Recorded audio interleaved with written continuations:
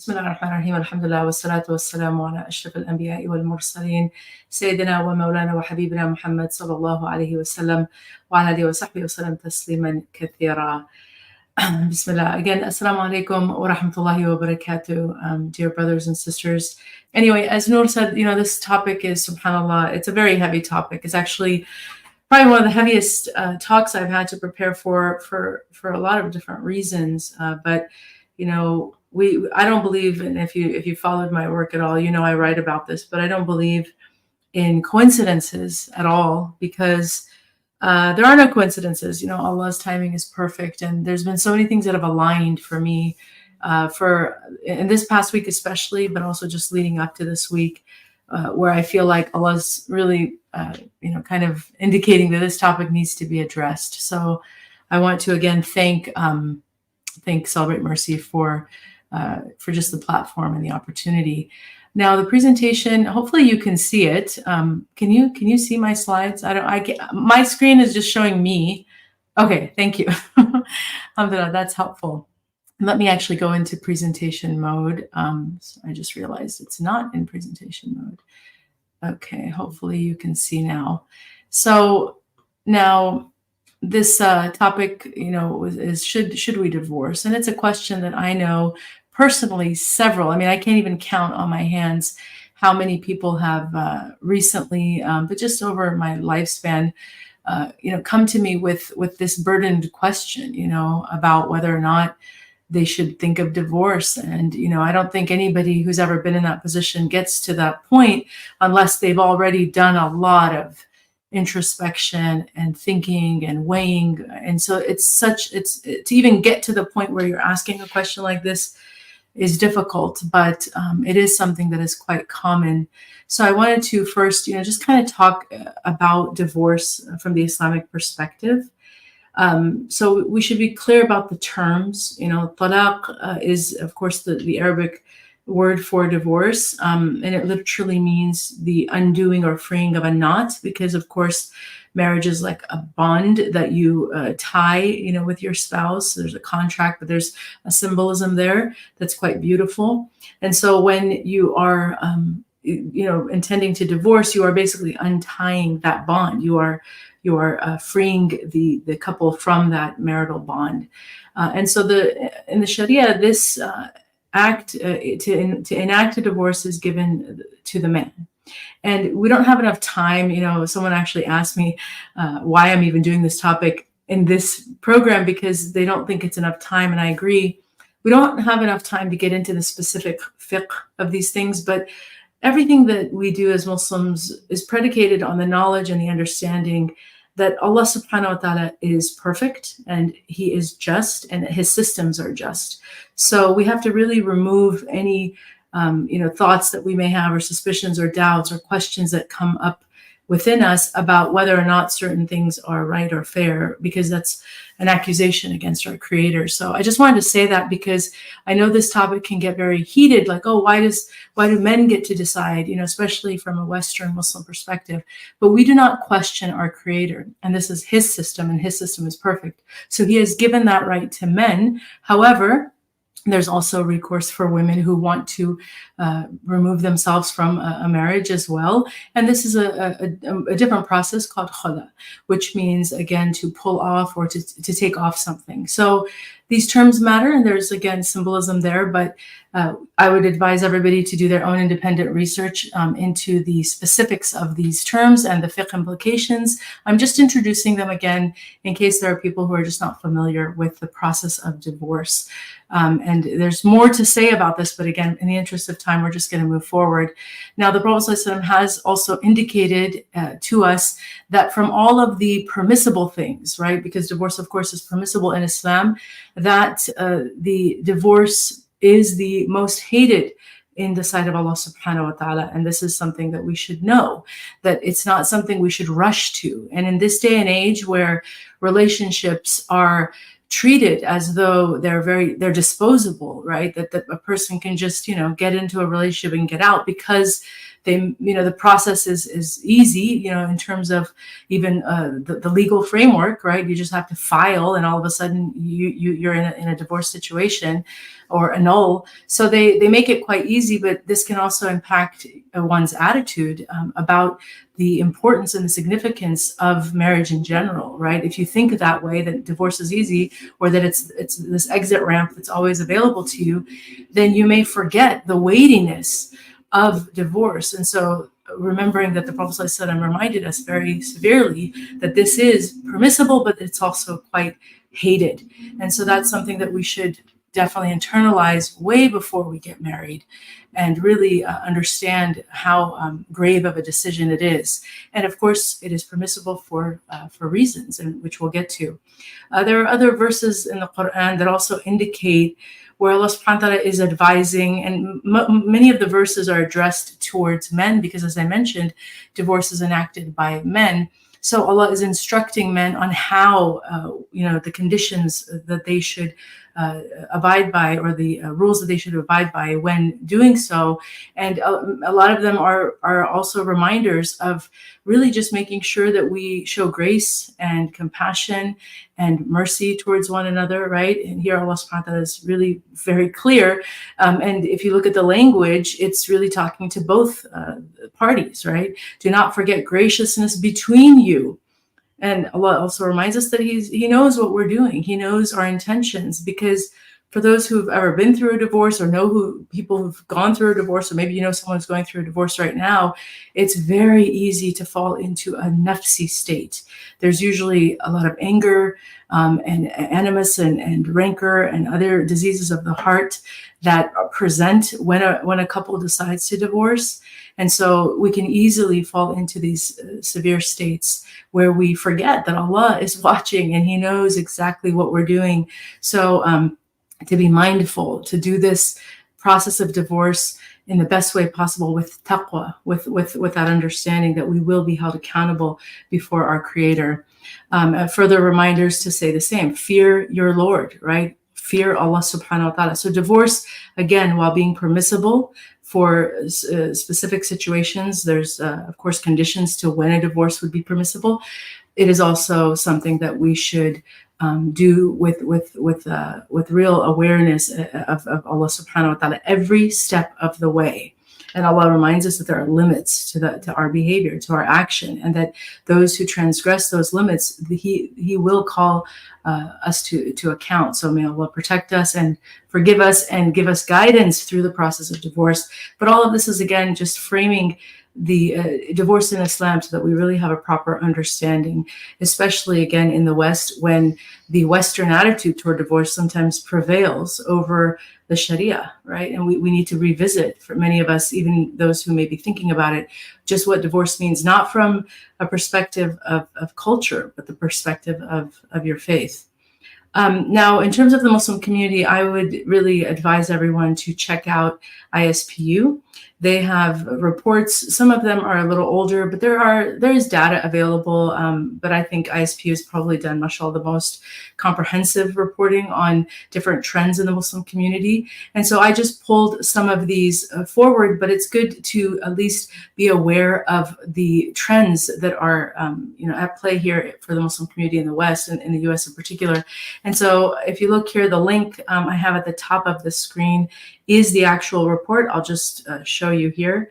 Recommendations for promoting healthy marriages and preventing divorce in the Muslim community. So this is June 2014. It's 10 years old, but it's still relevant. And I would encourage anyone who's thinking about this or just wants to learn more to look at the report. But I have pulled out, in the bolded, highlighted text here are things that I think are everybody should know about. Just first of all, the trends. The national average in the US is 50%, and the Muslim rate, unfortunately, has come very close to that. If I'm not, I was recently, I remember somewhere, and I believe it actually is now at 50%, but this is, again, 10-year data that we were looking at, reporting from even prior to 2014, that indicates it was somewhere between 32 and 21%. But I think we have, unfortunately, now we're very close to the national average. And globally, the rates are also increasing. So there's data you can look at here just to familiarize yourself with the trends. And then the reasons for why people are divorcing. Now, there's national reporting that is mentioned here: lack of commitment, too much arguing, infidelity, marrying too young, unrealistic expectations, lack of equality, and lack of premarital preparation, and of course, the worst, domestic violence and any type of abuse. So these are reasons why people report divorcing. But specifically in the Muslim community, I think it's interesting also to look at the reasons, just so that for those who are in this crossroads, that you understand that a lot of this is symptomatic of other problems, whether it's, again, diseases of the heart we mentioned, or just cultural issues that I think have seeped into our communities that are overriding our own faith principles, right? Cultural customs, cultural attitudes. A lot of these things can, in fact, affect our marriages. And so I think it's good to let those who are in these difficult positions know that these problems are common, and when we frame it that way, we can also hopefully then talk about solutions, which we'll get to in a moment. But here are some reasons for Muslim couples reporting divorce, which is a lack of parental involvement in children's lives, disagreements between spouses, lack of relationship knowledge, communication skills, marrying at a young age, and short-term engagements. There's also this other interesting paragraph that followed, which was about changing gender role dynamics, which I thought was really interesting, because in my own lifetime, I have absolutely witnessed this, that the traditional roles that our religion is very clear about in terms of the household, the way that the marriage is held together, the roles with once children come in, and even the extended family members. A lot of those things are changing because we are again going in, following in, following the examples and maybe some of the notions that are that are in the popular culture, and we're abandoning, in many cases, our own faith principles. So that was also something that has led to divorce, right? Mismatched expectations are the most frequently reported contributors to marital conflict. And then, of course, conflicts with in-laws and family is also a very big one. I've absolutely been involved in mediating or trying to mediate with couples where it's the meddlesome family members that are actually causing a lot of the problems within the marriage. So this is serious and it's very real. And so we, again, just to be familiar with these things. And there's more about, low marital satisfaction. So if you're in that position where you're still married, but you're just feeling like something is really off, these are also the things that people have reported. Different interests, not spending enough time together. Again, we get in-laws or family involvement, religious differences. This is a big one.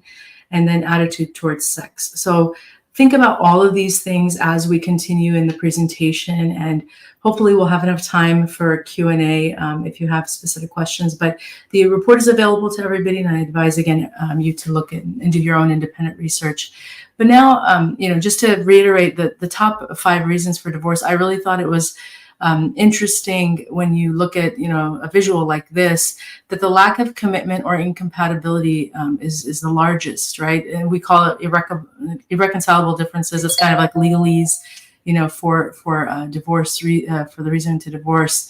But a lack of commitment is also, it's part of that description. So it's not just being, incompatible. It's also just not showing the commitment that's necessary. And I think that's really interesting, especially when you try to look at this from a spiritual framing, like what's going on, right? Why aren't we as committed to marriage the way that our, that our ancestors were, that even our grandparents, our parents, many of us, our parents went through a lot in their marriages, but they stayed married, and likewise with their parents. So what is it that this generation has an issue with commitment? So this is where I think a spiritual understanding would be helpful. So let's look here, Bismillah. Now, if you're not familiar with the Gottman Institute, I think this is also another great resource. I was going to try to create a resource list. I just didn't get a chance to do that with the slides, but I'm making the references so you can jot them down and you can always go back and watch this. But the Gottman Institute is one of the leading institutes here in the US on marriage. They have a lot of research. They do trainings. A lot of therapists are actually trained in the Gottman approach.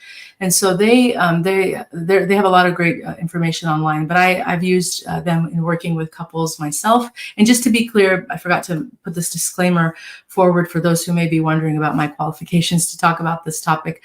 I am not a therapist. I have no training in the world of therapy, but because of my work in the Muslim community that predates a lot of the mental health work that we now see quite prevalent in the community, I was put in a position of doing a lot of work with couples, over 20 years ago or more, just because we didn't have other resources. And so people would, look for community members who they could entrust or ask for advice. And so I just ended up working a lot with different couples, and even currently, it's not a service I offer. It's not a service I advertise because there's far more qualified people, but I do have people who are close to me, who are entrusted friends, who sometimes seek my counsel on their marriage issues.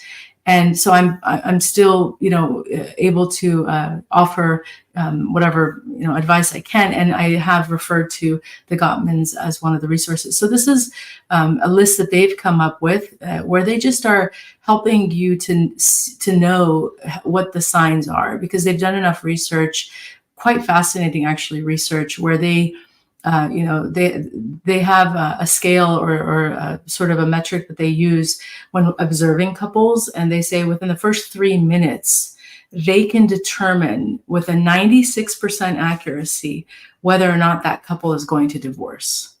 And this is over a longitudinal study, like it's a longitudinal study. So it's been, over decades, where they looked at couples that they had worked with and then checked in with them later, and they had that type of accuracy. So they know what they're talking about when it comes to the patterns of what to look out for. But they've described this, again, number one, a harsh startup. And that's really about like when couples are in meetings or with them, how the conversations begin. And when they start contentiously, when there's sarcasm, there's cynicism, there's this contempt that comes across, that's always a huge red flag that this is a problem. And then they have something called the 4 Horsemen. So, this is kind of borrowing from the biblical view of the 4 Horsemen of the Apocalypse. So they have this idea that if you have these patterns of communication in your exchanges, and they're quite common, they will basically destroy the relationship in the order that is given. So criticism, harsh criticism, contempt, which is, really like a hatred almost for the person. Defensiveness, when you're constantly on the defense, you will not take accountability for anything. It's always deflection and, looking scapegoating or whatever. And then stonewalling, simply shutting out, your partner. When you start to see these behaviors, this is indication of real trouble. Flooding, which is really like this emotional, and it's quite, self-explanatory, but the idea that when you're with your partner or talking about things, that there's this flooding that happens when, the tensions rise, where you're almost brought to silence because it's just too overwhelming. So, and each, spouse, I've worked with men and women, they have different responses. There's the fight or flight response. Women can be, not all women are, but they can be quite emotional. So it can really just spiral into an emotional reaction where it's tears and shouting and other things can come up. And that's a result of the flooding experience. So this is something also you want to look out for. Body language, when you're turning away, there's no eye contact. You're very it's an obvious, evident disconnect. And if you've ever been around a couple that there's problems, it's obvious because of the body language. They could be in a social setting, but they're just not. There's so much coldness, there's so much tension. It really is uncomfortable for the people around them to be even in their company. But they may not be aware, because for them that's normal. When you start to disconnect, it becomes a new normal. So looking at that, failed repair attempts. If you've tried to get help, or at least open conversations. And it's just one door is closed after another, and you just really feel defeated and like there's no hope. This is also another indication, but I'm going to get to that in a bit, because I do think that sometimes we may think we're really working hard, but we're not working smart when it comes to trying to repair the damage in our relationships. And I'll speak on that in a moment. But then bad memories is also another one. So when you're looking at the history of your relationship, but all you can think about or focus on are the bad memories, right? The painful memories. You don't really seem to even think of any of the good. That's obviously a big red flag. So if you go to the, just do a simple Google search for the Gottman Institute, you can see the specific descriptions of each of these. They offer a lot more, but again, in the interest of time, I'm just going to move on because we have more to cover, but I do want you to have resources to study or to research on your own. Now, this is just a little bit more on the Four Horsemen because it is something that is everybody should know. It's such a common reference, but I'm surprised sometimes when people have never heard of it before. But I don't blame them. It's just maybe not their world. But it's something you should look out for as a married person, and this is why. It's just a little footnote, but this is why it's so essential to get premarital counseling, because they will hopefully teach you to look out for these things and to know how to, the antidotes for them, right? How to offset them, how to make sure that these four horsemen do not enter your marriage. And so it's something that everybody should be very familiar with for younger couples or couples who are kind of, going through some really difficult, rough patches. Please learn more about the Four Horsemen and make sure that you're fluent in their descriptions and also their antidotes, inshallah.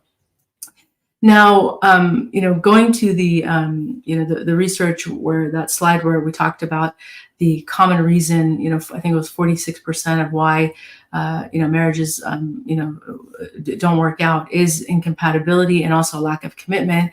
I wanted to bring this, sort of spiritual lens to it, because I do believe that we are it's a very difficult time right now in our world for many reasons. And I'm not just talking about the political turmoil and all of the other social and cultural ills of the world, but also spiritually, we're really very far from where we need to be collectively, and many of us individually.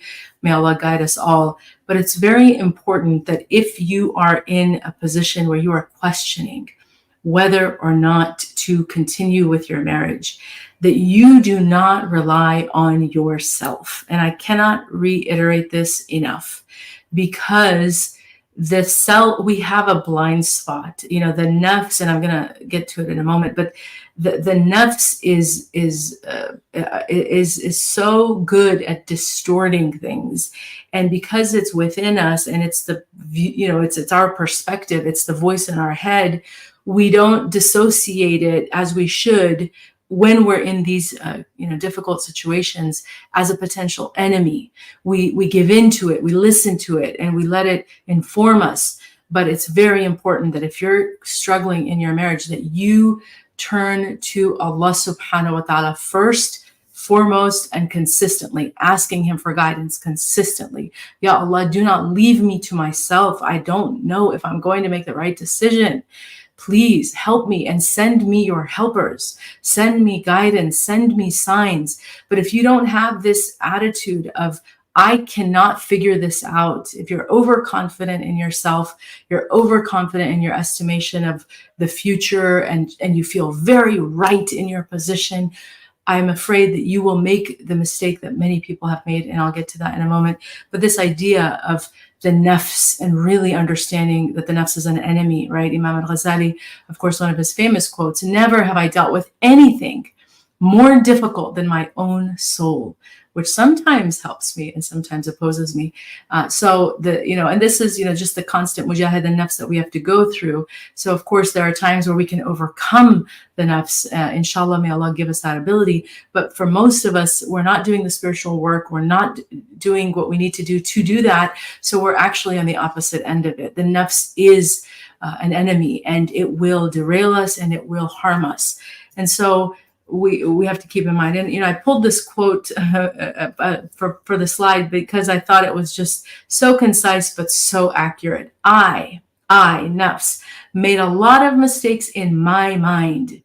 This is where a lot of mistakes start. It's in the mind. The mind, gives us ideas, and we double down on those ideas. We look for signs, that's called, which I'll get to, confirmation bias. It's right here. But this way of looking at things based on my perspective, my lens, nafsi, right? So just again, to make this point, we know shaitan is the enemy, outside, right? And he incites us to evil. He's the waswas, he's the whisperer. This is what he does. But unequivocally, all of, the scholars of our faith are on board with this, that the nafs, the ego, is actually the greatest enemy of the human being. And so when we're in a nafsi state, which is often what happens when you feel hurt, right? When you feel like you're the victim of circumstance or of someone else, you're not happy, you're feeling entitled to something that you're not getting, you fall into a very nafsi state. And what that leads to, unfortunately, is this tendency to negate, to dismiss, to completely deny, which is, ghufran and ni'mah, kufr, right, is the denial of God's blessings. Kufr, that's what kufr is. It's to cover something that is there. And this is what we do when we fall into a nafsi state. And it happens in marriages where you will negate the good of your partner entirely and wholly and complete. And that's where contempt comes into the heart, because all you see is their negative qualities. And you start to look for those patterns, right? And this is a cognitive distortion.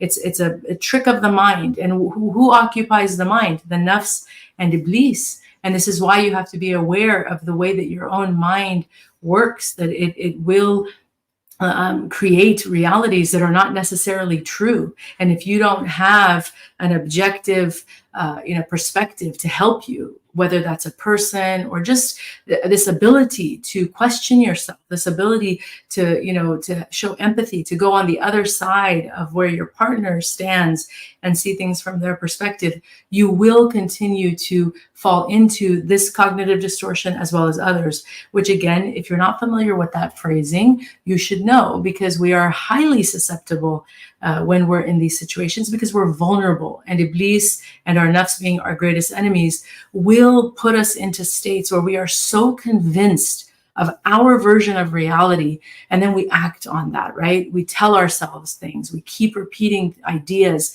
and then, like I said, we look for those signs. And so our advisors, our parents, our friends, our siblings, our teachers, we start to even dismiss their advice because we are so convinced, so all of these people, right? All the people in our lives are telling us, wait, you need to be more patient. You need to do this. Remember that they did good for you. Don't rush into this decision. They've all lost the plot, but I know so well, right? This is a trick of the nafs and shaitan. And again, I want to be clear. There are situations where divorce is necessary and it's better, but I think because we are finding ourselves, in these situations where a lot of people are rushing to divorce at the second that things get tough, right? When the going gets tough, as they say, people start to look at that exit ramp. This is the context with which I'm speaking about, that tendency to want to just run from the problem instead of stopping, thinking about things, and realizing that Allah told us He's going to test us, and everyone will have a test in this life, or multiple tests. And for some people, those tests will come in their marriage. So you have to think that these are spiritual realities. And if you just get to the horizontal, where you're focused solely on the material aspect of the marriage, right? What you're getting out of it. And that's kind of, unfortunately, how the modern world frames marriage, which is just basically this transactional thing where you're supposed to get something. But spiritually speaking, marriage is far more than that. It's a vehicle, it's a means to get closer to Allah subhanahu wa ta'ala, to discover yourself in a way that is impossible when you're on your own, because the spouse is a mirror for you. So you're able to see things that you're not normally seeing when you are having those arguments and having those tense moments. So it's very important that we understand that we are susceptible to the traps of Iblis and our nafs. And part of the way that they do that is by distorting our reality. So these cognitive distortions, you'll find if you are, again, affected in a negative way right now in your relationship, go through these and ask yourself, What do you do? Are you that person who overgeneralizes? Are you really good at labeling? Do you fortune tell, right? Are you always predicting the future and you think you're 100% right all the time, right? Mind reading. There's so much that we can learn from just understanding that these things we're all susceptible to them because of the nafs, the fact that we all have this nafs that operates within us. Now, another powerful reminder is just to, again, reiterate how Iblis and nafs work together. The Prophet ﷺ reminds us that of all the evil actions that Iblis does, and of course, look at the world. You can't, I mean, it's everywhere. His footprint is everywhere, literally. I mean, there's every type of evil that we can conceive and even that we can't conceive exists today. But of all these things, what Iblis loves the most is actually separating a husband and wife. And so this is where, the reminder that Allah, that of all the permissible things, it's the most detested. When you pair it with the fact that Iblis really does aim to destroy our marriages, because there's a ripple effect, right? You destroy a bond, then you can destroy the families that came together as part of that bond. If children are in that marriage, they will have a difficult time. And it's just this ripple effect. So Iblis knows what he's doing, but we have to remember that this is the perspective of our faith around the topic of divorce, that we try our hardest to avoid it at all costs. And the best way to do that is really to go back on, for every individual, every couple individually, the spouses, to look at their own culpability, to look at their own accountability, to really be introspective and self-aware and have that type of response instead of what we tend to do, which is focus on the other. And so the question that I do try to ask when couples are thinking about divorce, and what I would challenge any couple right now or any individual who's married who's really having some negative thoughts, these are the questions that I would advise you ask yourself. First and foremost, do you have feelings for your spouse? And don't deny it because you're prideful and you're bitter and out of spite, you want to just say no.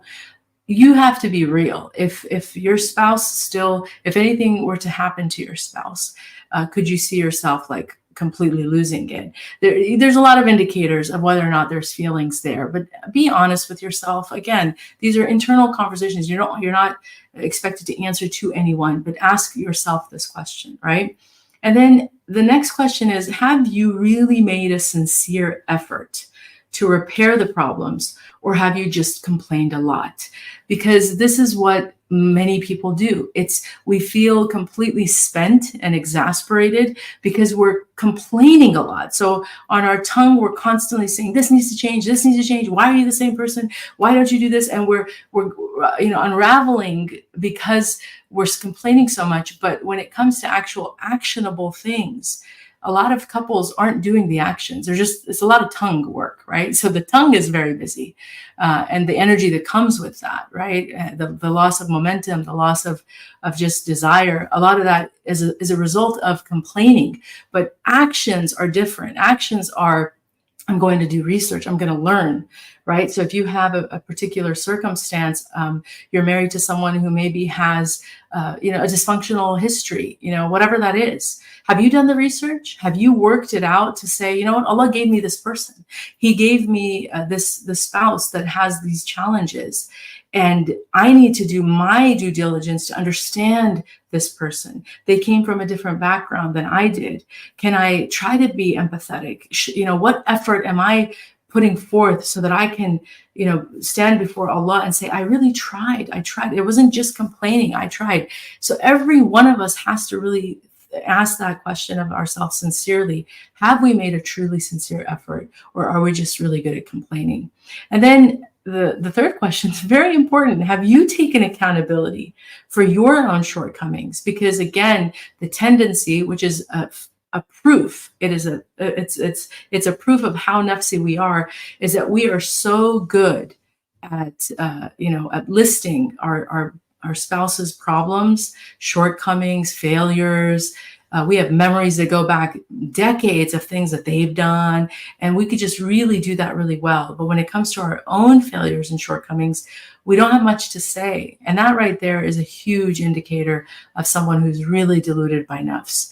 Because if you're not more worried about your own accountability before Allah and trying to fix your own self, and all you're doing is waiting for your partner to be fixed, whether by you and you're screaming and shouting or someone else intervening, you've got some surprises coming your way that are not going to be very pleasant. So that's why before you start to drop the D word, as we say, you better have done your own due diligence to try to work out your culpability, your shortcomings, and make sure that you're actually clear. Your conscience is clear, like you are really aware of yourself, right? And then the fourth question, have you sought counsel from qualified people? Now, I have to, qualify this because a lot of times we turn to the confidants in our lives, right? Our siblings, our besties, our maybe people that we feel very safe with. But are they qualified is the question. Are they qualified to answer or to give you the perspective you need about divorce? Do they really know, what do they really have the acumen, the background to understand the patterns that need to be worked on, or the issues that may come up, or are they just there as a comforting shoulder for you? That they're just there to help you and listen to you, and maybe even reinforce your position to you, because we sometimes look for cheerleaders when we're down and out.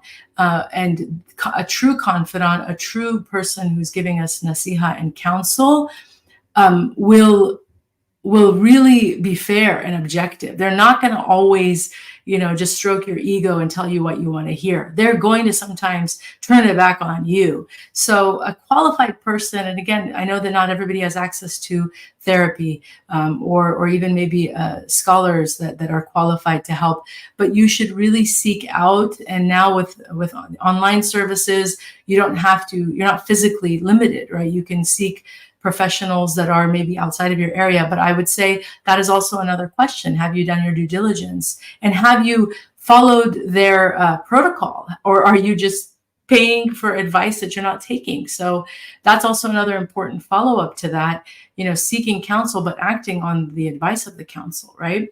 And then, are you using divorce as a threat or ultimatum? The D card, right? Are you dropping that because you're trying to force change? Or is it something that you've really thought through? Because in some cases, the overuse of divorce, and I've seen this happen, unfortunately, where it becomes this phrase that just loses its weight, is what actually ends up causing, it's like this corrosiveness that just starts to spread in the relationship. Because, saying that word is a weapon. And so if you weaponize this very severe thing enough, it loses, it chips away at the trust and the bond of the relationship. And maybe the problems weren't as bad and they could have been fixed, but because you're showing such, a lack of value for the relationship by even mentioning that, it actually breaks trust. And then things start to just really devolve from there. So be very careful about not using that as an ultimatum. Because I've seen it, unfortunately, be a catalyst for an eventual divorce, and it wasn't really what the person wanted. They were just desperate. So we need to do better in terms of empowering people to effect change without going down that very dark path. And then, if you are intentional or you have really thought about divorce, excuse me, have you thought about your reason? Like, what are they? And do they pass the test from the Sharia perspective? Because it has to be legitimate. In this culture, again, you don't even, I think, need to cite reasons for divorce, or they'll just give you that generic label of irreconcilable differences. But remember, we have to, and this is what the seventh question here it leads to, we have to answer to God about our decisions. So my challenge always for couples is, if today or tomorrow you had to stand in the court of Allah subhanahu wa ta'ala, before Allah subhanahu wa ta'ala, you have to stand before him, could you really defend yourself and your decision to divorce? And what would you say?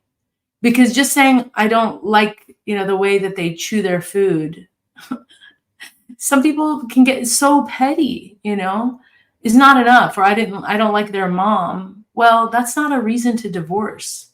That's not a legitimate reason. There has to be far more than that. So you better be really clear that you have a legitimate grounds for divorce by the standard of Sharia, not by the standard of what you tell yourself, what your bestie tells you, or whoever else is advising you that may not be qualified to do so, because those people are actually very harmful. The shayateen, as we know, are two. They're two categories. They're from the ins and from the jinn. The ins are far worse than the jinn. The jinn we can't see, and they do what Iblis does. They just whisper and incite. The human shayateen are the ones who actually cause a lot of destruction. So they're not, the ones that we should be worried about.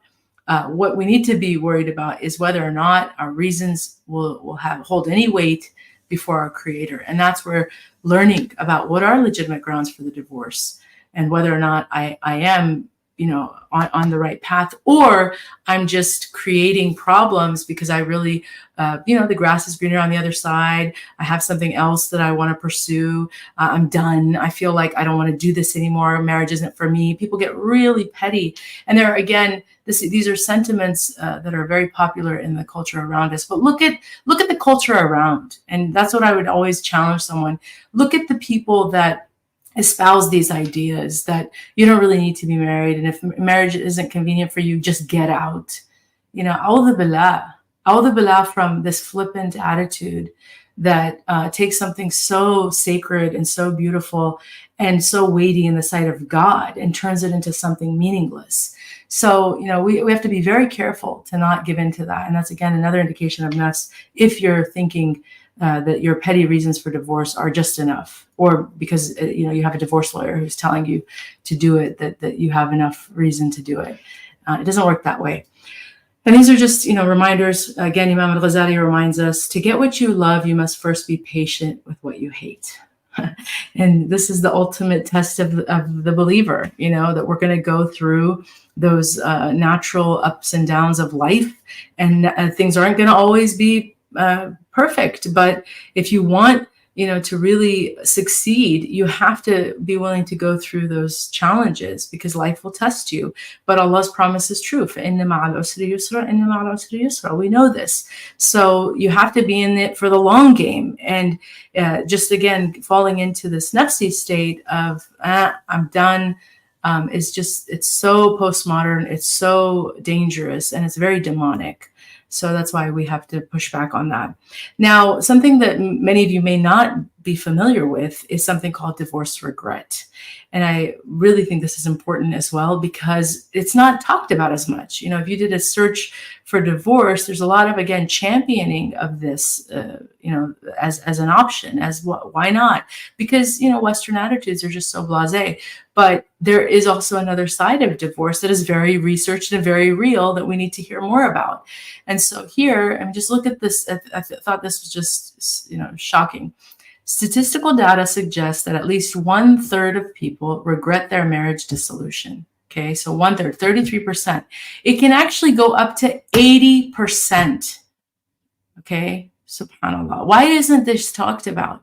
That more than, that's a significant number of people who are divorced. And again, we're not talking about people who've been in really horrible situations like, partner violence, affairs, addictions. We're talking about just irreconcilable differences, a lack of commitment, whatever the generic reasons are that people want to just get out. They're not happy anymore. I'm not in love with my partner anymore. What does that mean? Were you ever in love?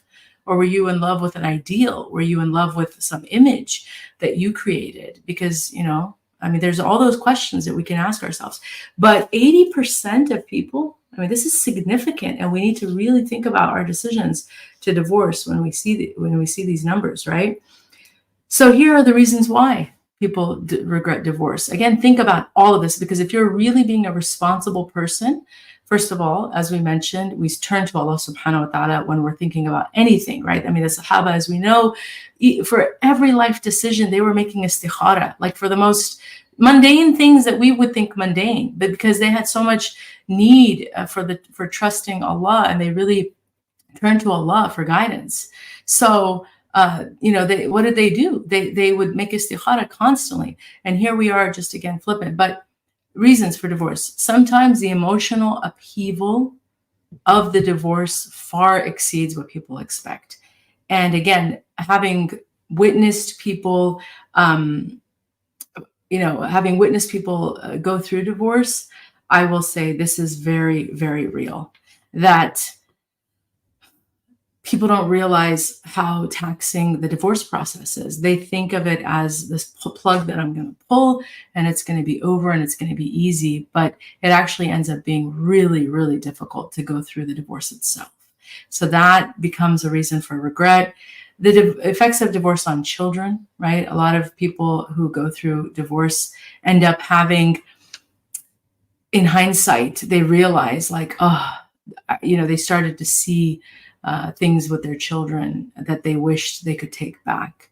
But if you're doing things responsibly and with taqwa, then you shouldn't regret those decisions. And the believer has to be firm. When you do things according to Sharia with guidance from Allah subhanahu wa ta'ala, you're doing all those checks, you're making your istikhara, you're seeking counsel from the right people. Then when you go through a challenge, even if your children are affected by that, you have to know outcomes are, in the hands of Allah. You did everything right.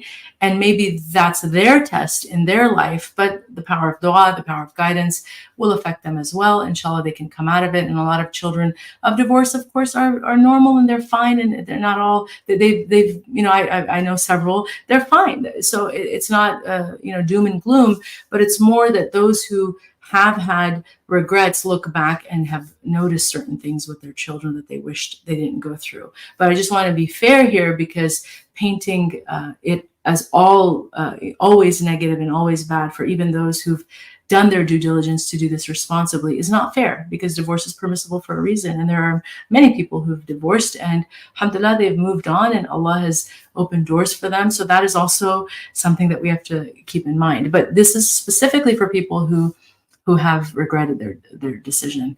Financial consequences, so just again, think about that divorce is very costly. I have lawyers in my family and people that I know closely who are always talking about just how costly divorce is. So it is very, very difficult financially to manage. People get through it, of course, but be prepared for that and do your homework and know that there are ramifications, whether or not you go through the courts or not, it just gets costly and adds up. Additional failed relationships. So, moving on from that, marriage can be painful. Trust is lost for a lot of people after marriage, after divorce. Again, it's possible, and life after divorce is absolutely possible. So I'm not trying to negate that reality. I'm just, again, talking about people who create a fantasy about, getting out of a marriage thinking that everything is going to be perfect. You actually have to see all the perspectives, all the things that could potentially happen, and just be realistic. So the reality is that there are people who do have failed relationships. They also suffer loneliness. And then there are people who just regretted it because they face so much stigma. And this is a whole other conversation that I have had multiple times, and I really think is also important, about the horrible pattern of stigmatizing divorced people, men and women, which is unacceptable. It's not part of our faith. Divorce is just a reality of life that some people have to go through. So the idea of punishing people for going through a divorce is heinous, and it should never occur. And so we have to be clear that that for those people who have regretted it, they've suffered injustice, because if they again went through that life challenge, and it's a tribulation for a lot of people. For some people it's a liberation. So depending on the situation, but whatever the case is, if they have dealt with stigma or any type of abuse or judgment from their community or family, inshallah, they will be rewarded. But that's certainly not fair in any way. And we have to be more responsible as community members to understand, not to pry, not to make assumptions, not to judge people, and to just leave people be. right? Because it's none of our business. And this is also our deen, right? To mind our own business. من حسن إسلام المرء ترك ما لا يعنيه. Part of the beauty of one's Islam is to leave that which does not concern them. So that's a whole other topic, but it's a very important topic as well. And then how the decision was made. And this is really the crux of it, how the decision is made, because a lot of people will reevaluate the process of the divorce and realize that there was, this impetuousness, this rush, this push that they felt compelled to do at that time, that in hindsight, they realized that, you know what, there was something else. I felt like there was this urgency to get out. But then now that I look back on it, I realized I could have done things differently. I could have, I should have, I shouldn't have. So all of those questions about individual responsibility start to creep up for a lot of people after the divorce is settled, right? And this is also another indication that the nafs, which is as we mentioned our greatest enemy, working with its co-conspirator Iblis, will push us into decisions without much thought. Ajila min ash-shaytan, right? At-ta'anni min Allah wa ajila min ash-shaytan, the Prophet said. Consideration is from Allah, and rushing, haphazardly making decisions. And this is where, men, for example, who just become in an angered state and then drop the divorce 3 times all at once. You're not thinking, and Allah gave you the right of divorce because you're supposed to be rational about this. You're supposed to be able to regulate your emotions. But when you give in to those whisperings and your own nafs, you weaponize against something that was given to you to maintain the bond and to really weigh things properly. But this is an occurrence constantly, all the time. I mean, I've worked with so many, unfortunately, situations where it was the men who did that, who just dropped it, and boom, it's over, and it becomes very, very difficult from that perspective. But the way the decision to divorce, whether it's from the man or the woman, how it comes about is very important. And this is why individual responsibility is important, that every single spouse has to really think about and weigh their decision carefully between them and God. This is the most important conversation, you and Allah subhanahu wa ta'ala, because if your conscience is clear with Allah, you've done your due diligence, you've tried, you've gone over and above 102%, 200% to try to make the marriage work. You've sought counsel, you've sought help. You've done your istikhara. You're not out there on a warpath trying to destroy, your spouse, but you're just really thinking this is just not a situation that's healthy anymore for legitimate reasons, and you decide to make that decision. That's a different, you'll just be in a different circumstance, as opposed to the opposite, which I think a lot of times happens, where people again rush into that because they feel compelled to escape a situation that they no longer want, and they think that by getting out that things will get better, but they actually end up, unfortunately, suffering in other ways with regret. So this is real, and it's important. Again, 80% is a pretty significant number. Now, to end kind of on a high note, I don't want to leave everybody feeling heavy, but it is important to focus on how to overcome difficulties in marriage, because marriage is difficult. And anybody who tells you otherwise is not telling you the truth. And that's why it's very important to get that premarital counseling, because if you're not getting enough premarital counseling, you will forget, right? You will not think about how to protect your relationship from all the things that we talked about, the 4 horsemen, all those other things. But also you won't know what to look for as signs that you're overcoming the difficulties of your marriage or of your relationship. So the patterns that you want to look at are, friendship, right? Just to establish a sort of rapport with your spouse. And so look for ways to do that. Obviously, spending time with each other is going to be important to do that. And this is where, if you feel like you're drifting apart, it would be very beneficial to seek out professional help? How can I bring back some of that, into the relationship? How can I, work on creating more cohesion with my partner? What do I need to do? But, sometimes we need guidance on that. So just trying to promote more friendship, and also remembering that you will go through difficult things, right? As we mentioned, marriage is difficult, but inshallah, for couples who overcome that, they can kind of see the long term, path ahead, and they're not quick to want to run or get out. That it will be kind of part of the story, right? That you have gone through challenges.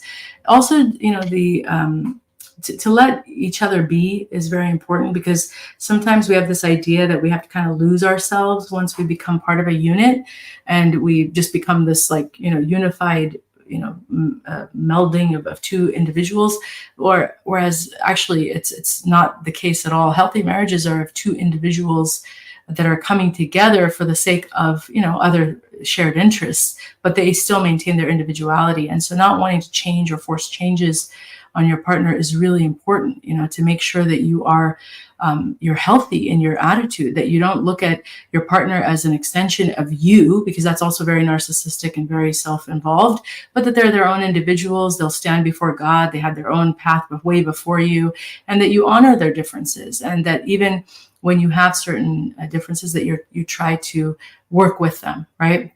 And then difficult conversations, overcoming discord, right? Making light of each other's quirks, so having banter, teasing. These are all healthy patterns that you should hope to inculcate in your relationship. And boundaries with families. This is another really important one, especially when we talk about how in-laws and interference from family can really affect the marital bond. Making sure that there are clear boundaries at the onset of what is acceptable and what we share and what we don't share, and who we invite into the marriage and who we don't invite. All of that has to be worked out. But these are, just signs and indicators of couples that are on a good trajectory. So inshallah, we should aim for these things. And then that's the final slide. Now, I just want to be clear. The topic for today was about people who are really contemplating divorce, but this was not to address the obvious reasons for divorce. If someone is in an abusive relationship, I think it's pretty clear, and even by our faith and by anybody's standard, that person has grounds for divorce, and that they're not in this, sort of limbo state of what should I do. Maybe you might need guidance on how to get out, but the question of should I divorce is not something that a person who's a victim of abuse needs to ask. You do need to get out, because nobody should be subjected to abuse. So I just want to be very clear that this topic was not to address those situations, because those are clear. This was for the people who are dealing with the day-to-day difficulties and challenges that present in a marriage, that may not be that are nowhere on the severity of abuse or any type of real legitimate reason to divorce, but more personal differences, petty sort of ego issues, challenges, communication problems, just personality clashes. We're not always going to see eye to eye with our partners, but that is not a reason to want to bail on a marriage. And so that's what this topic was for. And I just really want to be clear about that, especially as we go into the Q&A, because anybody who's here, who's coming from a background of abuse, I hope you don't need anybody to tell you this, but if you do, if you're being abused in any way, especially any type of physical abuse, verbal abuse, any type of abuse where it's really affecting you, your faith, your sense of safety and security, you don't need permission to seek an exit out of that relationship. You already have it. So please just figure that out in terms of how.